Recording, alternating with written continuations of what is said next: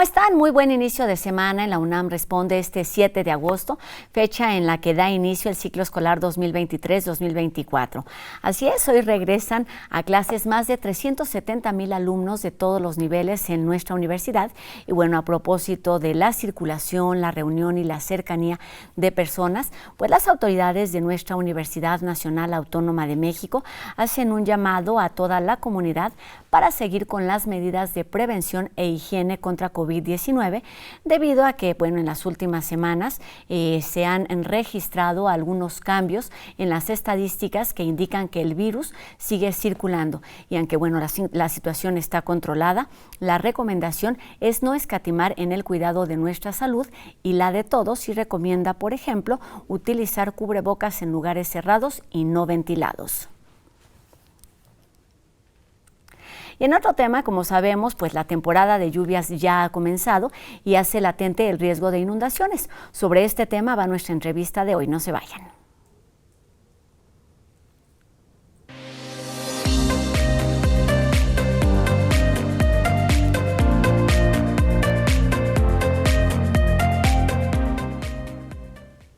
En el Laboratorio Nacional de Observación de la Tierra, el ANOT, del Instituto de Geografía de la UNAM, han creado un modelo que permite mejorar las estrategias de prevención por riesgo de inundaciones.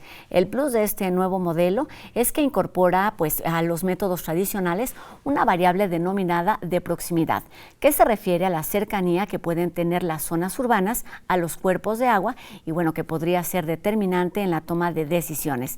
Pero para que nos explique sobre el funcionamiento y también los beneficios de este modelo, saludamos aquí en las instalaciones de TV UNAM a su creador, el doctor en Ciencias de la Tierra, Ángel Emanuel Zúñiga Tovar, quien es investigador del Consejo Nacional de Humanidades, Ciencias y Tecnologías, adscrito al Laboratorio Nacional de Observación de la Tierra de este Instituto de Geografía que está de aniversario. ¿Cómo estás, doctor? Muy bien, muchas gracias, muy buenas tardes y agradezco mucho la invitación. Pues un gusto que estés aquí con nosotros. Hemos leído sobre este modelo en algunos medios de comunicación, pero antes de hablar sobre él en particular, me gustaría que nos ayudaras a entender qué es lo que hace a una inundación, qué es lo que la convierte en un factor de riesgo. Perfecto, es muy interesante la pregunta debido a que, pues, la inundación la podemos entender como una acumulación de agua por un determinado tiempo en un espacio que generalmente está seco. A partir de ello, pues, se generan impactos en la población y en la economía del lugar donde ésta ocurre. Sin embargo, es importante comentar que una inundación forma parte del ciclo natural de las cuencas hidrológicas y permitiéndole su autorregulación como un sistema. Pero en la medida que han crecido las zonas urbanas y el desarrollo de zonas agrícolas, pues hemos transformado estas cuencas hidrológicas y con ello se ha limitado la capacidad para infiltración de los escurrimientos, dando paso entonces a que las inundaciones que de forma natural eran poco frecuentes ahora son muy frecuentes y que ahora ya sean mucho más grandes en términos de magnitud. De esta manera, pues las vemos como algo perjudicial o nocivo para las sociedades. Esto es importante, las lluvias no son nocivas, pero entonces es importante observar y atender como todos los factores que pueden convertirla en un factor de riesgo para la sociedad. ¿Cuáles son las causas? Es decir, el exceso de lluvias, huracanes, pero ¿cuáles son otros factores que podrían ocasionar una inundación? Si bien es cierto, la intensidad de lluvia está asociada directamente con pues la ocurrencia de inundaciones. Debido a que, pues, las lluvias son el detonador de estas inundaciones, hay otros factores que contribuyen. Uno de los principales factores, pues, es esta degradación de los ecosistemas terrestres que limitan estos escurrimientos. ¿En qué medida los limitan? Cuando nosotros cambiamos un suelo natural por un suelo de tipo artificial, como el urbano o bien los campos agrícolas, la capacidad de infiltración se reduce hasta en 40%.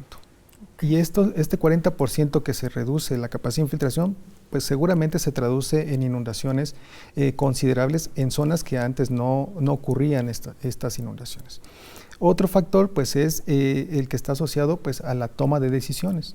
Es decir, es más fácil en estos momentos a veces accionar durante la emergencia o post-emergencia a la prevención de las inundaciones. ¿Cómo podemos prevenirlas? Bueno, manteniendo o preservando los ecosistemas terrestres, reforestando de forma inteligente las cuencas, no permitiendo el crecimiento de zonas urbanas hacia áreas sensibles dentro de la misma cuenca, por ejemplo.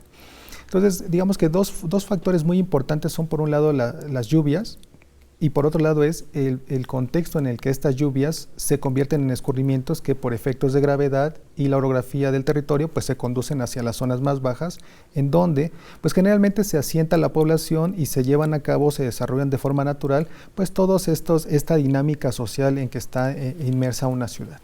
¿Y hay manera de mantener o de seguir de que siga siendo posible esta infiltración? Pienso, por ejemplo, no sé, en ciudades como Mérida, en donde pues prácticamente no hay coladeras, sino que cuando cae lluvia excesiva incluso, pasan algunas horas y después de un ratito pues el agua se ha desaparecido, se ha infiltrado, ¿es lo correcto? Así es. ¿Cómo es que esto sucede? Es decir, ¿qué se tiene que hacer para que esta infiltración sea natural y no ocasione desastres, no se convierta en un desastre? Dependiendo del contexto o la ubicación geográfica en donde ocurran. Por ejemplo, en las zonas costeras de México, específicamente la llanura costera del Golfo de México, todavía se conserva cierta parte de las cuencas en su estado natural y tienen una relación directa con una cuenca de tipo artificial o urbana, es decir, están inmersas en un solo límite natural, las dos, tanto la natural como la urbana. Cuando se presenta este caso, lo que tenemos que hacer es conservar lo que tenemos de forma natural.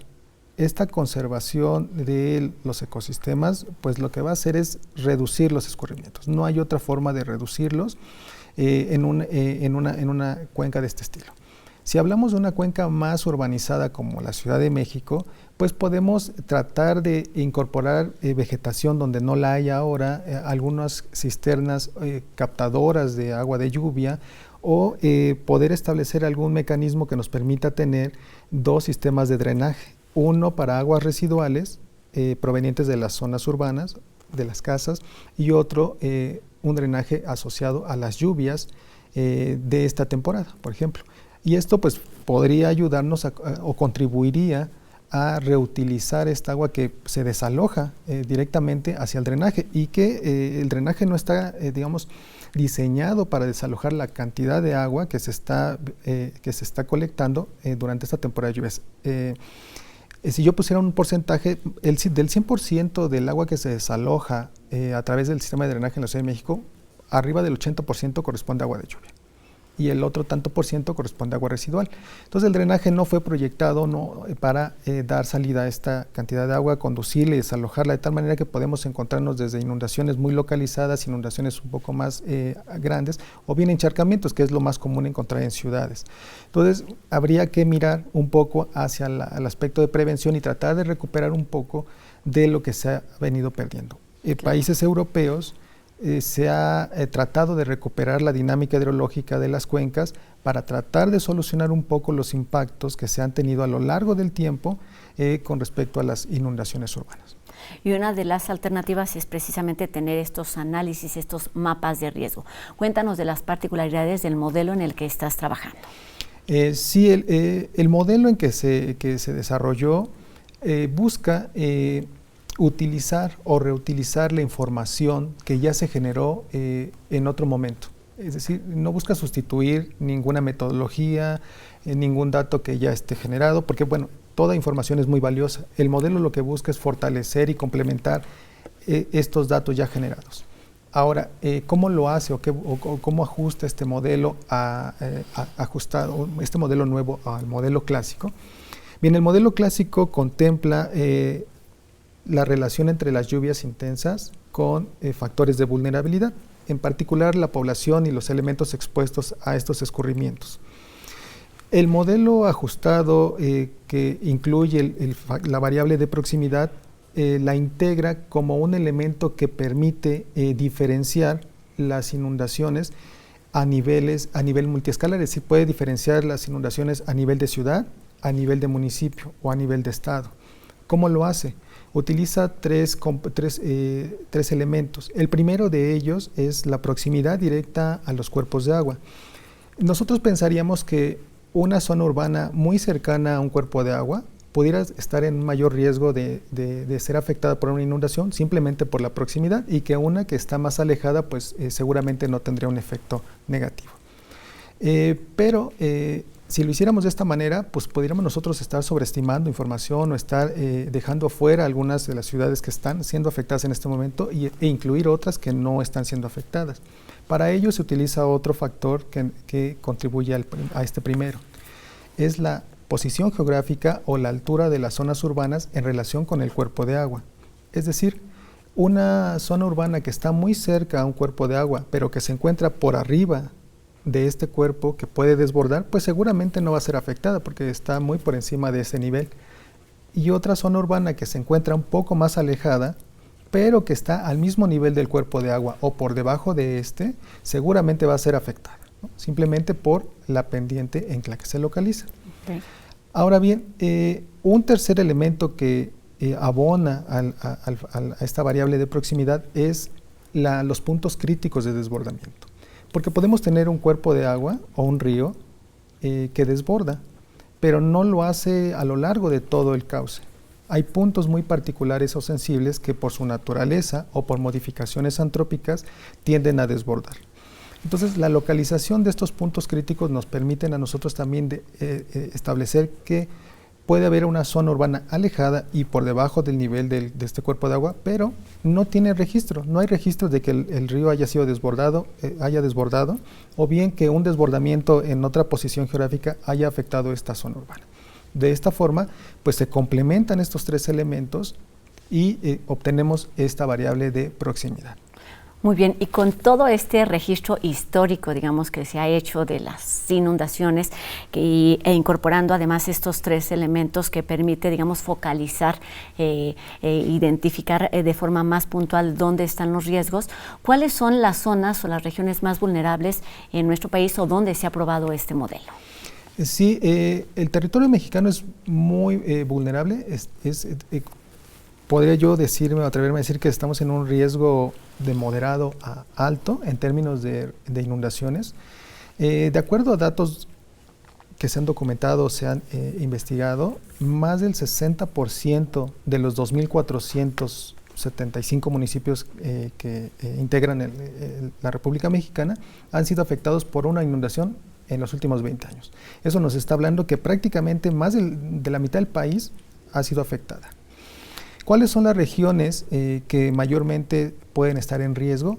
Bueno, las regiones costeras son las que principalmente documentan el mayor número de registros de desastres, y esto es por la cercanía a la zona, a los cuerpos de agua y también a la presencia de ciclones tropicales, que estos traen consigo mucha lluvia, y esta lluvia pues es el detonador de estas inundaciones.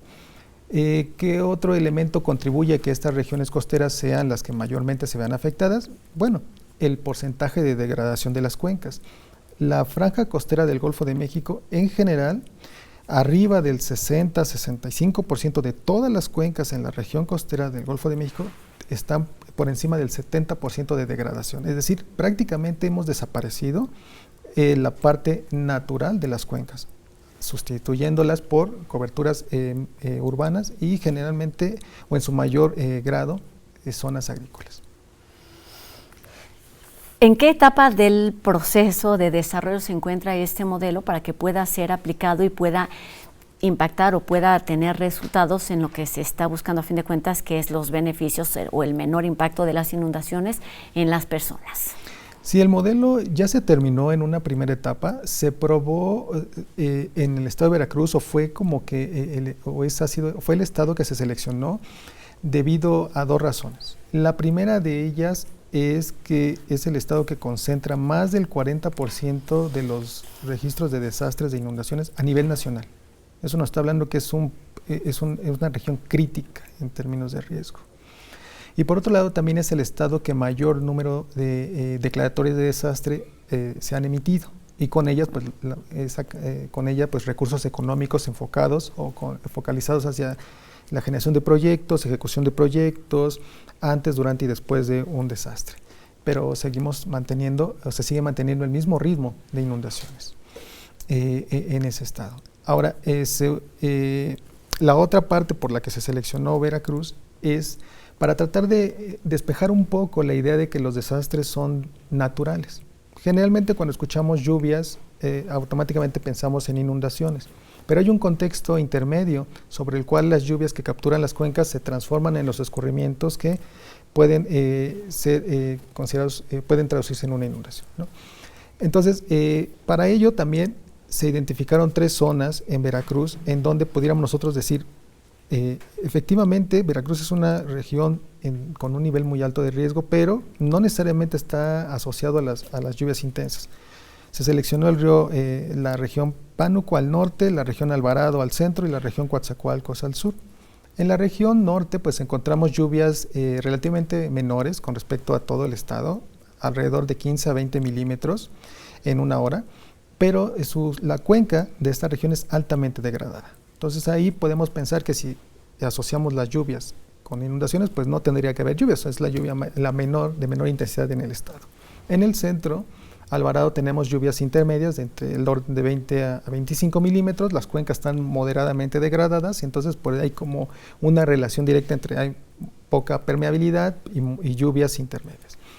Y en la parte sur, en Coatzacoalcos, encontramos las lluvias más intensas y un grado de conservación de las cuencas muy bueno. De esta manera, podríamos pensar que las lluvias no deberían ser afectadas, no debería ser afectada la población porque las cuencas están altamente en buen estado conservadas.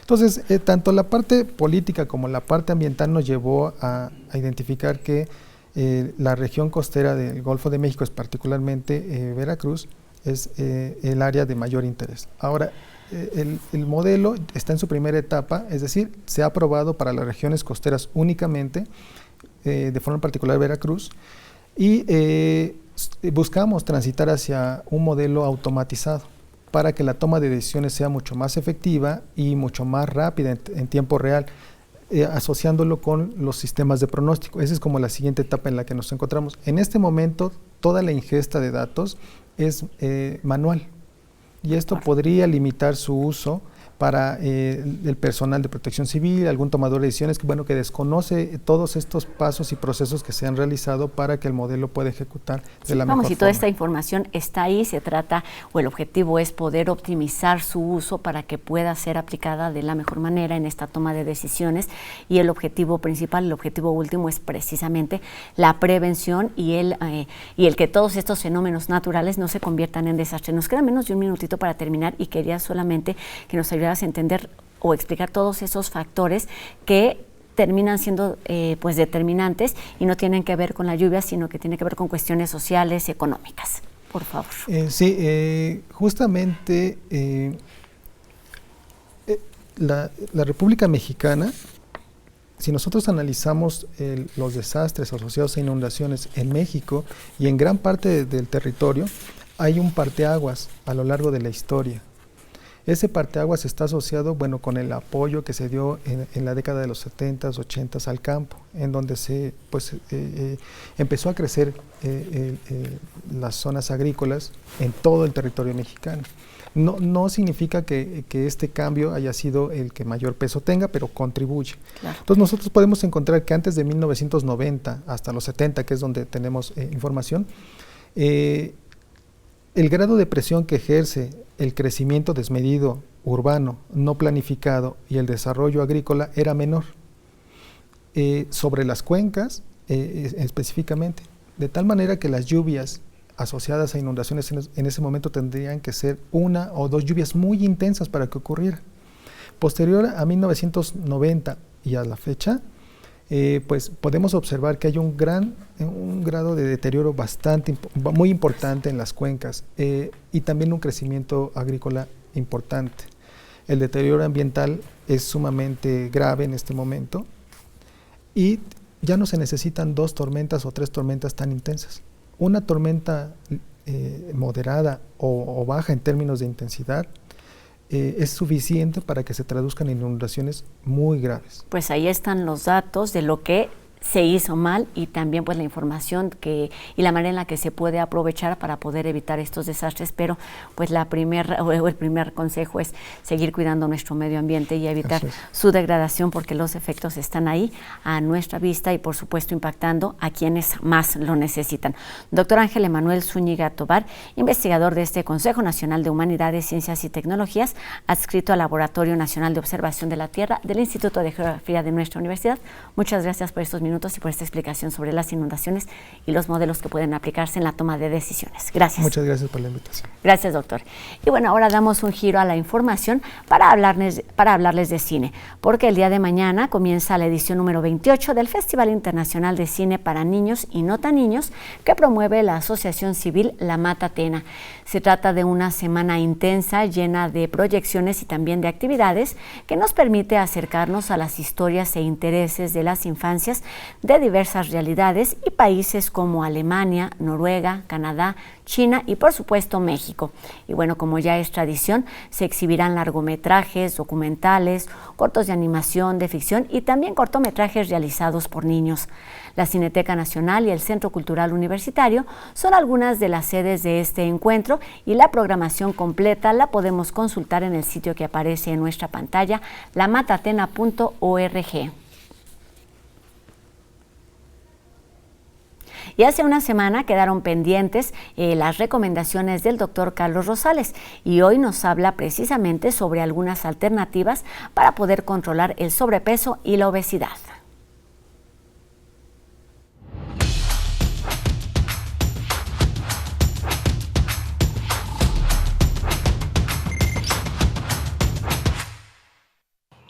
Gracias, Rosa. Muy buenas tardes. Hemos visto que la obesidad es un problema serio de salud y generalmente se adquiere por nuestros malos hábitos alimenticios. Hemos visto que cuando nuestro organismo requiere de algún nutriente en particular, tendemos a comer más, buscando ese nutriente y terminamos con sobrepeso. Es prácticamente imposible saber cuál es el nutriente que nuestro organismo está deseando y que nos lleva a comer de más. ¿Cuál es la solución? Bueno, la variedad en la alimentación. Si comemos de todo, eventualmente los diferentes nutrientes que requiere nuestro cuerpo los podemos adquirir y esto nos lleva a que ya no tengamos hambre y no comamos de más. Entonces, una recomendación simple es, hay que comer poco, pero de muchas cosas diferentes. Si introducimos variedad en nuestra dieta, mejoraremos la calidad de la alimentación y evitaremos tener el deseo de seguir comiendo. Entonces, hay que incluir en nuestra dieta algún componente de todos los elementos nutricionales, proteínas, carbohidratos, azúcares, y esto lo logramos teniendo verduras, frutas, carnes en nuestra dieta. No nos restringamos a un solo tipo de dieta. El problema es cuando consumimos mucho de un solo tipo de alimentos. Introduzca variedad en su dieta y esto ayudará muchísimo a reducir el problema de sobrepeso. Evitemos alimentos procesados y prefiramos el uso de agua simple sobre las bebidas endulzadas.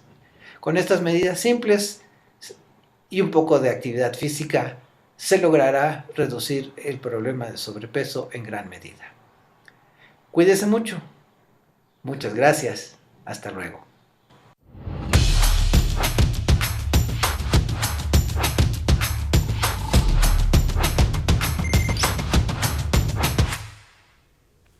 En los años 80 se llevó a cabo el primer trasplante de corazón en nuestro país.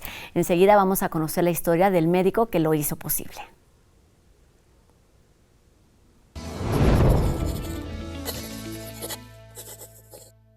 El 21 de julio de 1988, el doctor Rubén Argüero, pionero en el trasplante de corazón en México, le informó a Fernando Tafolla que estaban por entrar a la cirugía que le daría una segunda oportunidad de vida. Es el corazón del donador, Eloísa Pacheco.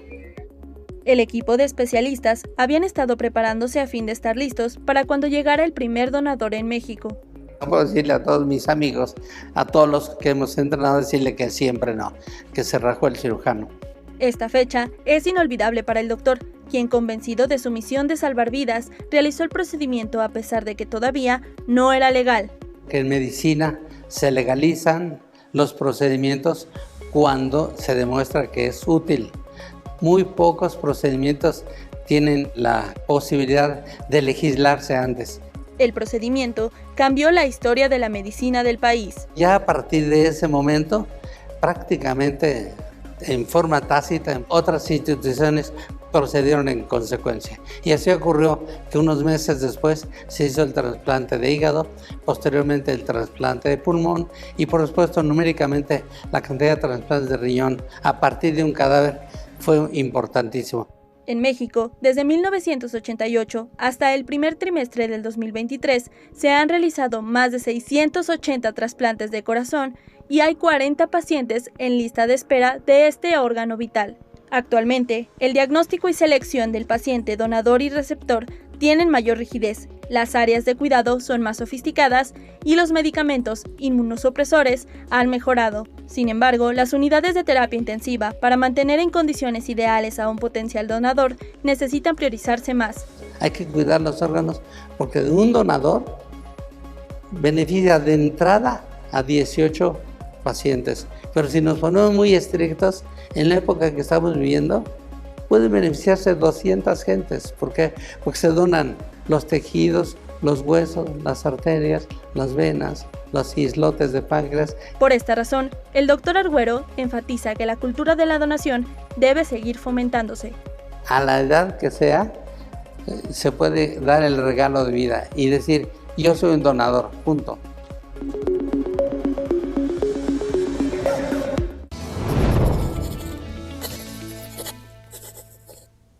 Un reconocimiento a este universitario visionario y promotor de la donación de órganos. Con esto terminamos nuestro programa de hoy, agradeciendo a Noé Romero en la lengua de señas, que nos permite llegar a un público más amplio, e invitándolos a todos ustedes para que nos acompañen el día de mañana en la UNAM Responde, 2:30 de la tarde, por TV UNAM. Adiós.